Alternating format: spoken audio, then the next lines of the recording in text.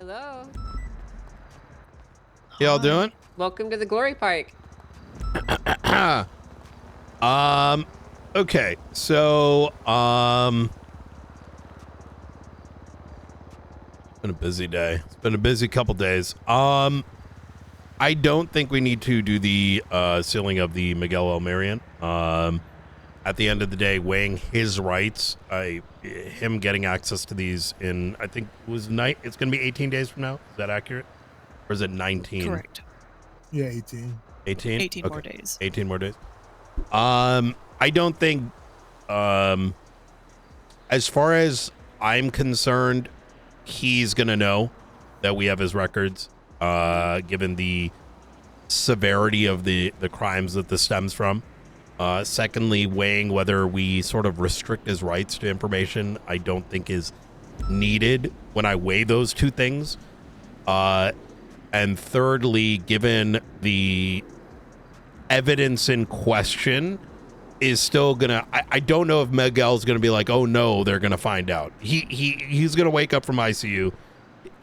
He's either gonna know right away or he's not gonna know, and whether or not he gets a delivery of his subpoena isn't gonna change that. I think the only time that I think the question of an indefinite sealing would be necessary is if we're discussing actual Darkstone assets and their subpoenas. Right. Oh, there they are. Oh, wait, that's no, Darkstone? thank God. No, that's a normal jet. Oh, okay. Well, we were having some very serious discussions about the implications, and we're glad that you're not pushing for it any further, because I don't think it's something that we're interested in entertaining. Yeah. I think that potentially shifting the window and shifting how people's rights are suspended and interpreted like that is such a drastic tonal shift that it might be a true betrayal to everything that our Constitution is about. So we can obviously make exceptions and discuss further on very specific things that might need drastic measures taken for them. Yeah. But I don't think this rises to that level. 100% agreed. Yeah, I think, okay, easy. Will that make it okay? Right. Hell yeah. Okay. Thank goodness. I'm glad we're all sort of on the same page on this. So, yeah, I'm a big fan of like two independent parties coming to the same conclusion. Yeah, it's always good when that happens, you know, because then you feel extra good about the conclusion. Yeah. Okay, Well, beautiful. easy. I do think that discussion may open up again once Springfield here or another one of us puts forward the own subpoenas for likely what are going to be 3 phone numbers coming back to a member of Darkstone. However, that is unlikely to occur until we garner additional evidence. Sure. I will be honest with you, Brian. I see us standing at a crossroads, and the path that you guys are talking about is very dark. Which one? And I want to, well, you know, permanently suspending someone's rights to information and their rights to privacy, and breaching those. That's a very dangerous thing to discuss, right? And there would need to be some considerations that we would need to go through further if we're going to entertain that. I really don't want to entertain those things. Yeah. We have an obligation to protect and uphold our Constitution. Right. Yeah. That's kind of what I'm getting at. Yeah, our immediate concern right now is this entity, if true. How much was in the subpoena, Springfield? Which one? The 7-day Delta one? Yeah. Have they seen the other one yet? We have seen the results of the second one, where we got the 7-day Delta one, and he is only using that phone in the last 7 days to contact the besties. Contacted Aubrey Webster on the 15th. No, that's fine. So they don't have the other contacts yet. Okay. No. Okay. All right, easy. Y'all are gonna get some very spicy tea in the next 48 hours. All right, well, we're looking forward to it. All right, easy. All right. That's kind of our position, is we're the tea handlers. Well, at least it's not leaking anymore. So, That's Thank God. Thank that's God. thank God for that. Holy Yeah. fuck, thank God. I think we've done a pretty good job at tampering that Yeah. out. So If this was like 2 months ago, by the time I woke up, it would have been like Delta One's shooting up the police station. We're like, And- how? It's like and talking somehow to you he directly about knows. confidential reports and all that, right? Yeah. I'm going to give you guys some insight because this is a matter of state security.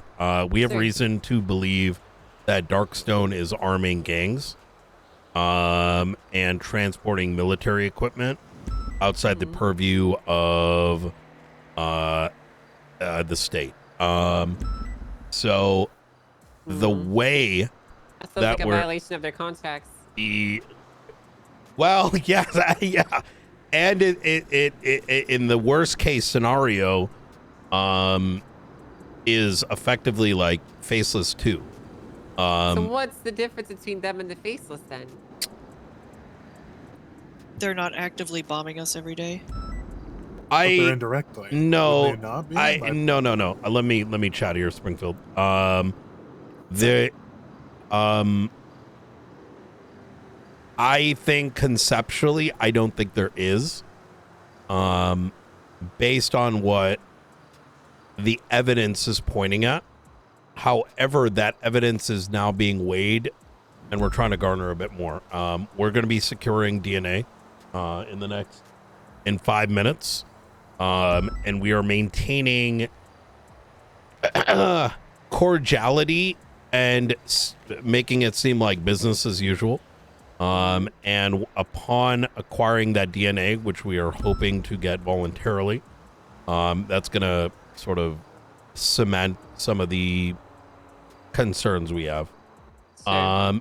If it is true that these things that were like, if they are indeed arming folks, arming them with explosives, weapons, and doing unsanctioned transportations, the next question becomes, what is our next plan of action?